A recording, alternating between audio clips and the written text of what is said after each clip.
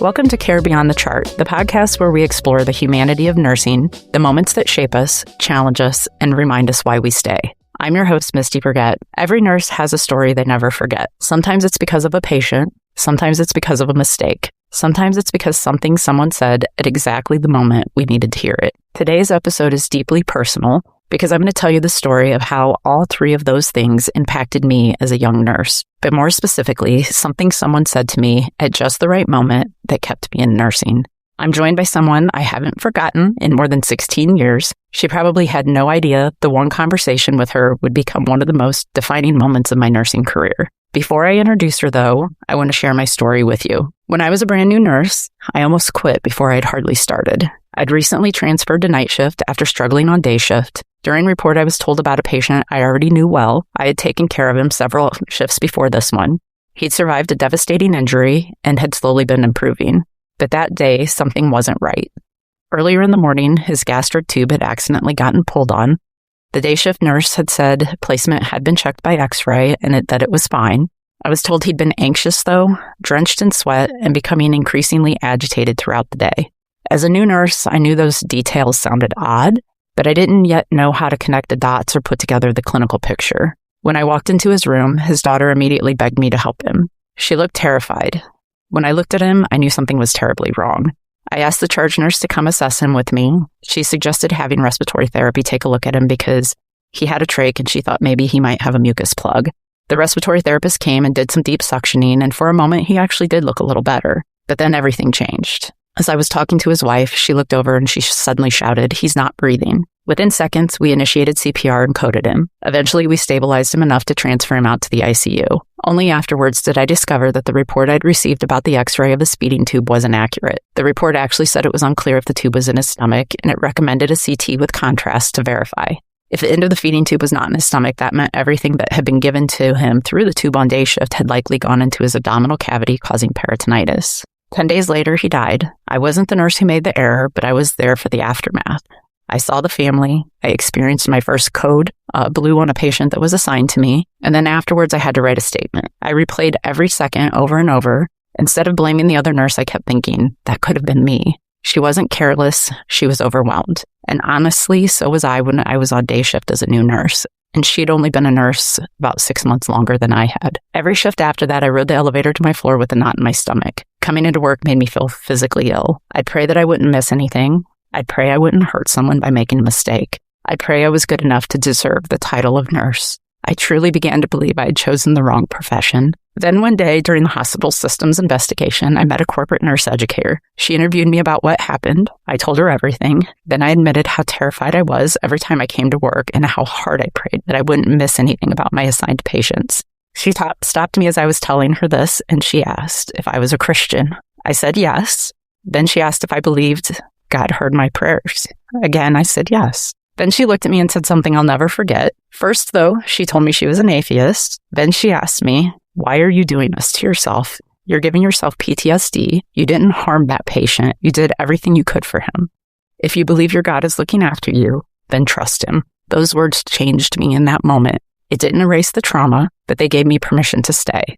And because I stayed, I've now spent almost 2 decades caring for patients, teaching nursing students, writing a book about finding the lost art of nursing, and starting this podcast. Sometimes the most important intervention isn't clinical, it's human. So today I get to thank the woman who gave me that gift. And it was really important for me to do this because in my last episode, we did a tribute to a nurse who'd passed away who made a big impact on those around her. And unfortunately, we didn't get to tell her that impact before she passed. And so this was my opportunity to take my own advice and to track down this nurse educator and tell her the impact that her words had on me. So today, I want to officially welcome my guest, Neely James, to Care Beyond the Chart. It's such an honor to have you here. It's truly an honor to be here, Misty. I've thought about this ever since I've spoken with you, and it brings tears to my eyes every time. Mine too. I'll be completely honest, in full I don't know what the word is I'm thinking of, but Disclosure. Yes, full disclosure. That's the word. Right before I called, I had about a 10-minute where I told my husband, I just need to cry it out. And so he stepped away for a minute and I just cried and I said, okay, bring me some tissue. I'm ready. So it gets me too. Before we start kind of talking about that situation, I want you to first give my listeners a little introduction of yourself, a little background about your experience in nursing education as well as leadership. Thank you. So I was a late bloomer nurse. I didn't go to nursing school till I was 30. I had managed Domino's Pizza and had a cleaning service before that. And I fought the urge to go to nursing school because I came from a family of nurses. My mother and her sister were both nurses, and my grandmother was, air quotes, a nurse back before you had to get licensed or anything like that. She worked for the doctor who delivered her babies. So she was a nurse also in a very casual way. So I had nursing in my blood, but I knew how hard nursing was too. Sure. So I tried to avoid it, but things happened that pushed me into nursing school. I couldn't avoid it, so I went to nursing school and realized that I had just found where I was supposed to be. Once you know, right? Yeah, it's funny because, hearing you tell that, very similar to my own path into nursing. The only difference is I did not come from a family of nurses. However, I was previously a manager for FedEx Ground and came into nursing in my 30s, much like you. So that resonates. So what are you doing now? Oh my gosh. Well, right now I am a clinical project manager at St. Jude Children's Research Hospital. Awesome. Such a cool place to be. Do the things that you're getting to do and how it impacts patients and even staff, from what you told me about being an clinical operations manager. So I personally couldn't work at St. Jude for two reasons. I don't like oncology and I don't like pediatrics. So I happen to be working at a pediatric oncology hospital, but that's not where I wanted to be a bedside nurse. Mm-hmm. So I came in here after I had been in cardiovascular ICU and emergency departments and really high adrenaline kind of nursing. But I wore myself out. Mm-hmm. My knees and my hips gave up. So I ended up working for LTAC organization, and I was working on the floor, and I became one of the charge nurses, but I was only part-time charge nurse. And they needed to do education. They were in bad need of education because there had been no education done at this hospital for a very long time. So they asked me if I could help put together something. So I put together an education fair that had all the skills and everything there, and was fortunate enough to be asked to replicate that and to help build corporate education team. Mm-hmm. So that's kind of locked into that. And the path that unknowingly ended up leading you to me. Exactly. See, there's little steps all along the way.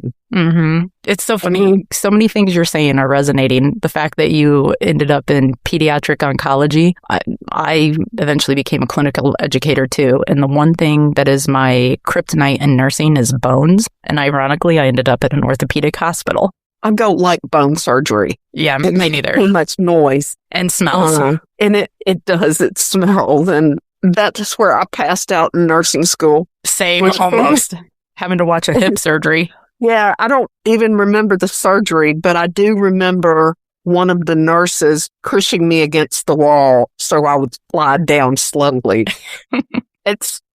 Don't like orthopedics either. I like cardiovascular. There is a lot about nursing that I do like. I'm naming the things I don't like. Same. I do love the ability to change someone's life in a matter of minutes, and that's what you do in high adrenaline places. That's why it's like that. But then I got to change other people's lives by educating a nurse. And every time that I provided a nurse with information, new knowledge, new skills, whatever, I looked at the ripples that I knew while I wasn't at bedside caring for patients directly, I was having an indirect impact on patients. Yes. Yeah. And I think that's so important for nurses to think about, because you may not be an educator, but you're a preceptor, or you're the person that's taking care of the next set of rooms, and somebody asks a question, and new nurse that's like, I don't know how to do this, or what would you do in this situation? Mm-hmm. Every nurse is really an obligation, as far as I'm concerned, to understand the impact of them stopping for a minute and helping. Yeah. Giving a word of encouragement. Or I've told nurses to go sit in the break. You got time out. You've got to go spend 10 minutes in the break room. Go take a breather. Come back where you've ever. Yep. Yeah. Yeah. It's funny because oftentimes, because like I said, I've been a clinical educator. Now I teach academically. And you're right. You don't always see the impact. You're hoping that you're making a positive impact, but you don't always know. And so again, that was why it was so important for me to track you down several weeks ago, which is a story in and of itself. But you probably had no idea that the conversation that you had with me, the impact that it made on me. But that one conversation literally did change the trajectory of my nursing career. And like you said, it had a ripple effect beyond both you and me now, because it's a story that I share with my students. I share with new nurses, and, just the impact that in that moment. And it wasn't clinical. It was just that human connection with me. Did you, after I talked to you, did you remember that conversation at all? And if not, it's totally okay. I'm just curious. I really want to be able to say yes, but I really don't. I remember going to Fort Wayne, but I went to a lot of places, and I don't think I went to Fort Wayne but once. That's funny. So I kind of know when it was, or kind of have a feeling around it, but I don't remember our conversation. In a way, kind of took that two ways. First off, I'm kind of disappointed, because if I would have known, it would have made me feel good over the years. But the other way that I look at it is that I got a surprise when I needed a surprise. Oh, that's good to hear. I'm not at bedside, and right now, I'm overseeing a project where we're tearing out the call light system and putting in a new call light system. So I'm working with low voltage systems and contractors, and we're shutting down floor at a time, and it's a whole thing. I work to remind myself that I am a nurse. Yeah. And the reason that a nurse is the best person to do what I'm doing is because I know the clinical. I know the impact that we're having on the patients. I know the impact that we're having on the clinical staff. So I do have a good reason to be here. But some days it's like I miss being face to face with other nurses and with patients. Yeah. Told me this. It was kind of like I did do good. And still are. And I'm giving it what I can every single day, let me tell you. But knowing that there were words that I said that made the impact on you and all of the people you've encountered in your nursing career since then was such a relief, because it gave me that echo that I don't particularly get out of managing a project on call lights. Which could be a thankless job. It's unloved by nurses. We had to test the code blue in 9 rooms this morning, so they don't love having to listen to that. Right. I warned them. I made sure everybody was notified, because I'm a nurse. I don't want people running at me. Right. And you don't want to create panic when it's not necessary. I think I kind of like that you honestly didn't remember it, because I think then me being able to pop up and say, hey, thank you. Thank you for saying that to me. Thank you for keeping me in nursing. I think kind of makes it even a little more special. It doesn't diminish it at all that you didn't specifically remember that conversation, honestly, in my mind. After hearing me tell you that story and the impact, what do you think made you stop that day and say that to me instead of just continuing with the interview? I've thought about that, and it's part of being a nurse. And that was that I saw a human being in distress. And as a nurse, I may not be able to fix the problem. I'm not going to make something go away, but I can provide support and care to another human being any place, anytime, under any circumstances. Mm-hmm. And as a nurse, that's so important in what you do, even if it's at bedside, making sure somebody has clean glasses for the day, that you cleaned off their glasses so they can see well today. Mm-hmm. Minor things like that have impact you never expect, but you do it because that's what a nurse does. Yeah, it's the being present in the moment and recognizing that distress that somebody else, or the suffering that somebody else is experiencing, and like acknowledging it. You know, like you said, you can't fix it. You can't fix the physical necessarily. We're trying our best, but sometimes it's just a matter of being present in the moment with that person and acknowledging what they're feeling. And that's honestly what you did for me in that moment. I remember when you started that with me, when you said, you know, hang on a second, so you're a Christian? And I remember in my head thinking, like, why is she asking me this? You know, where are we going with this? And then, you know, you told me you were an atheist before you said the rest of what you said to me. Why do you think it was important for you to tell me that? I don't want anybody to ever think that I am an expert in their religion. From my perspective, I think religion is very personal. Mm-hmm. I think it's very important for a lot of people. There's been a lot of things that have happened in the name of religion that were not great. Mm-hmm. For those people fill their life with love.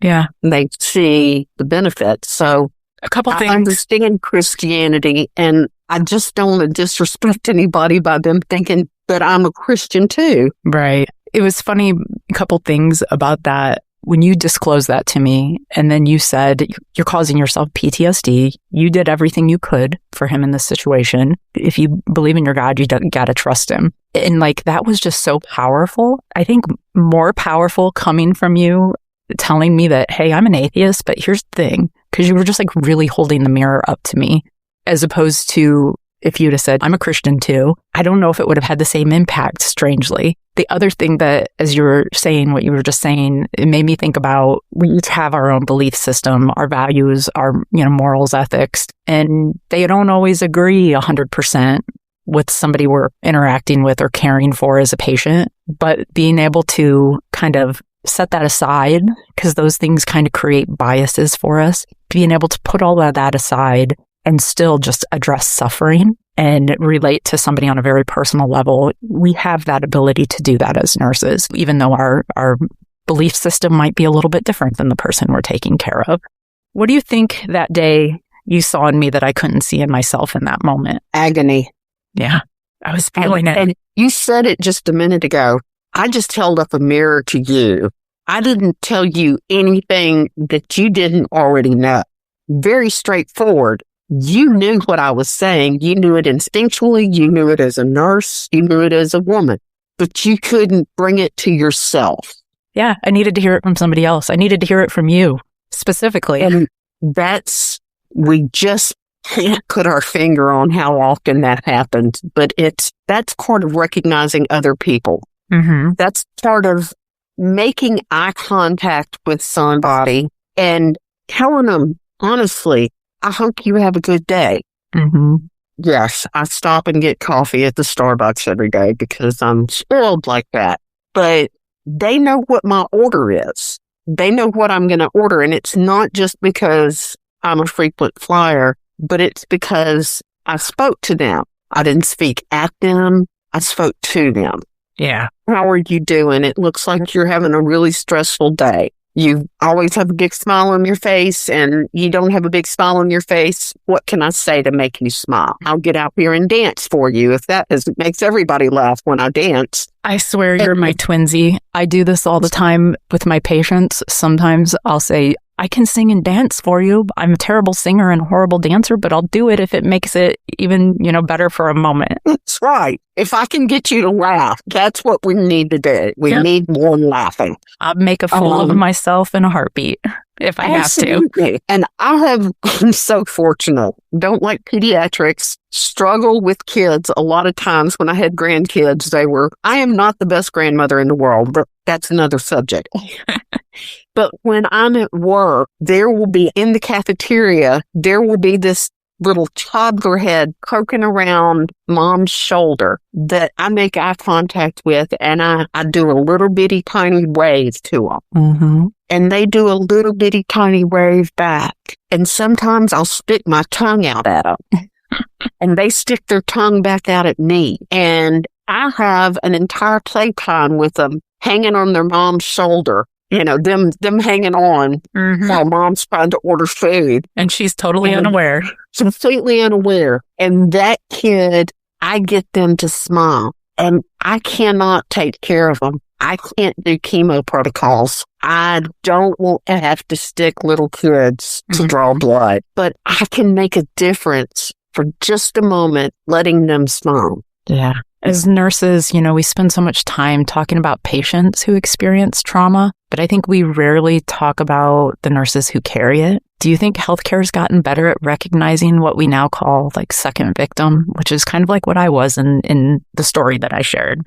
Absolutely. We're second victim. Yeah, I think we've got some research that's been done into it. Leadership knows about it. Now, that doesn't mean all leadership wants to do something about it. They may not consider it important, but leaders who are servant leaders who care about their teams, they do recognize it. They do point a finger at it and go, this is something that's real. I think really important here is more research. I agree. It takes time to do research. It takes a lot of time to do good research. And there's funding that doesn't exist. There's some good things that are good intentions, I think, that have come out of some of that research, and things like let's debrief after a code or things like that, which I think are good. However, sometimes in the middle of a shift, it just feels like another thing to do versus the therapeutic effect of it, the intention behind it. And so that's one of those things that my students, as I share this story with them and some other stories from my career, I tell them when they get out there and they've earned their license and they're working, that anything that they carry with them that they feel that they would benefit from talking about, I extend to them, call me up and I'll debrief with you, because sometimes it's not real possible to do it. You know, like I said, right after a code happens during the shift, it can be more of like, we're just going to check boxes and go through and answer these questions and move on because we have to get to the next patient, versus you clock out and then that's when the processing and the thinking about really starts. And I think that for me in that situation that I experienced, that repeat over and over and over in my head is what started creating that PTSD. And so I do think it's really important to talk about those second victim situations as nurses, but I guess we just haven't quite figured out maybe the best way to make that happen. Looking back over your career, what have you learned about the emotional wounds nurses carry? I've learned that they can completely ruin your life and they can take the nursing out of you. Yeah. It's one of the things I always try to put forward, because here I am, I'm wearing jeans and a button down and my Converse, and that's what I wore to work today. And I can sit here and talk about all kinds of doing research, thinking about stuff. How do you remote this? But I still remember what it's like to pull a 12-hour shift. I remember thinking, the people who were in leadership have forgotten. You can see those leaders who have forgotten. Yeah. Or maybe they didn't even have it in the beginning. Maybe they didn't sweat down the floor like I did and put your entire person into what you were doing. And I did. I would lose myself into my patient care. But I still had evil, dark thoughts. I've got horrible, dark humor that I really have to watch. It scares other people. Yeah. Nurses be like, huh? But everybody else is like, oh my God, she's a sociopath. I think it's how we cope, though, sometimes because of the things that we see and do and experience and feel. And without just caving in on ourselves emotionally, it's how we cope and process, unfortunately, sometimes. Some really funny stuff that comes out in nurses. And I've got a granddaughter who's getting ready to be in her last semester of paramedic school, and she's been riding the big ambulances. And she came home and said, I understand now. And I said, what do you understand? And she said, why you have such horrible humor. What do you mean you understand it? And she stood there and told me a story that would have shocked a non-clinician. Mm-hmm. I mean, we busted out laughing, and it would not have been funny in any other circumstances. Yeah. Yep. Again, it's just how we cope. What we do. And I told her, I gave her permission. I said, this is how you make it through sometimes. Yeah. It's funny. My middle daughter is a nurse now. And like I said, nursing did not run in my family. However, now it does. I have a niece that's a nurse. My cousin's a nurse now. My daughter, like I said. And I distinctly remember my daughter started out as a pre-med. She thought she wanted to do pediatrics. And she got through like her first semester of school and she called me up. And I remember the conversation, her saying, I just don't think being a doctor kind of aligns with my values and what I want in my life. And she's like, I think that maybe being a nurse would align better with what I want in terms of having a family and things like that and work-life balance. And as she was telling me this, I remember feeling an immense amount of pride, like, oh, she's going to follow in nursing. But then simultaneously feeling like an immense sadness. Because at the same time, I also knew the things that she would see and experience and just how that affects you and her being so young. And even now as a nursing instructor, I have students who are doing prereqs in high school and coming into the nursing program at 18 years of age and graduating at 20 before they've even hit their 21st birthday. And it makes me proud that people are coming into nursing because we certainly have a shortage and we need nurses. But at the same time, it's a sadness that's there too, because again, I know what awaits them and the hardness of it. It's really kind of I don't want to say love-hate, but it's a love-dislike. Sometimes I love nursing, but there's some things that are just really hard. And that's where that sadness that sometimes I feel. But you're right. I cope too with dark sense of humor sometimes. By the way, you can't do dark sense of humor with new nursing students. They don't get it. They don't get it. No, not at all.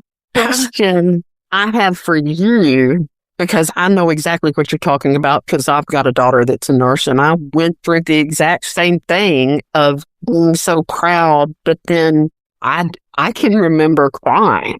I did too. Because I just knew how hard it would be. I knew she was a strong woman, and I knew, she was going to do great, and she had compassion that she could bring to the job. Mm-hmm. But I knew that my kid was going to get hurt. Yeah. But what you can do is take that sadness that you feel and share that with them. Say, look, I am so proud of you, but it's going to be hard. Yeah. And I want you to know that I'm right here.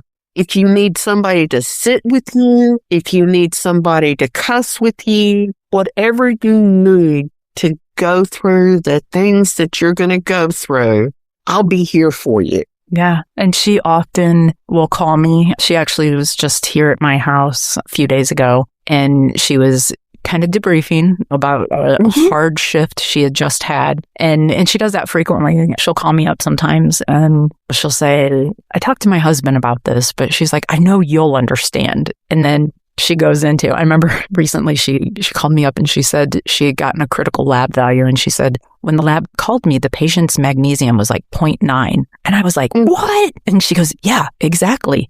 She goes, when I tried to tell my husband that, she's like, he totally didn't get it. And I was like, oh my gosh, was he in torsades? And she's like, yeah. Yeah. And she goes, no. She goes, amazingly, he wasn't. But she's like, man, I was having to give a lot of magnesium. But yeah, I can be that soft space for her, that landing space on a tough day to call and debrief. And it's kind of funny because she's become that a little bit for me too. I recently, this summer, went back to bedside nursing. I'm still teaching full time, but I picked up a PRN bedside position. I float between an ICU and med-surg in a small community hospital. I did it because I wanted to keep my skills relevant for teaching. And then also, like you said, I've been having this thought process of I hadn't been at bedside for about 8 years, honestly, because I'd been doing clinical education and then into academic teaching. And I've done clinicals, but that's different than having a patient assignment. And it's been good because I've been remembering how nurses feel kind of about leadership. And sometimes, when leadership feels a little tone deaf on things. But then on the flip, I can understand sometimes the things that the leaders that are kind of coming down the pipe and why from that perspective, because I've kind of been in more of like soft leadership roles being a clinical educator. Yeah, I actually just had this conversation with a coworker yesterday about kind of the disconnect and, sometimes the us versus them mentality that both sides kind of get. And, I can see it from both sides. And so it's been kind of an interesting thing this summer, getting that reminder, I guess, of, what it's really like at the bedside. Because, that's the other thing. I talk to my students about what it's like at the bedside, but then I feel like a little bit of an imposter because I'm like, okay, I haven't really been at the bedside for about 8 years. Kind of going back this summer, it's like, yeah, it is like you just said, you do remember.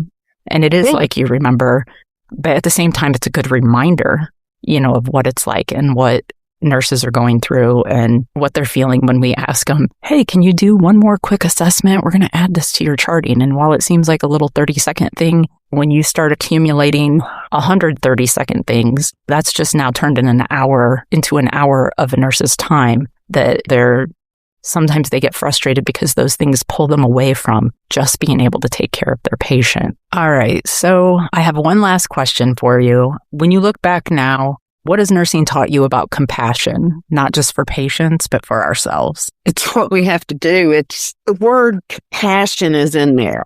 We have to have some form of passion. We can't have it every minute of every day. That's exhausting, but we can do bits and pieces along the way where we show someone else, we show another nurse that somebody cares about them, that understands, and other people can't do that for nurses. Yeah. Nurses have to do that for each other because nobody else can understand except for another nurse.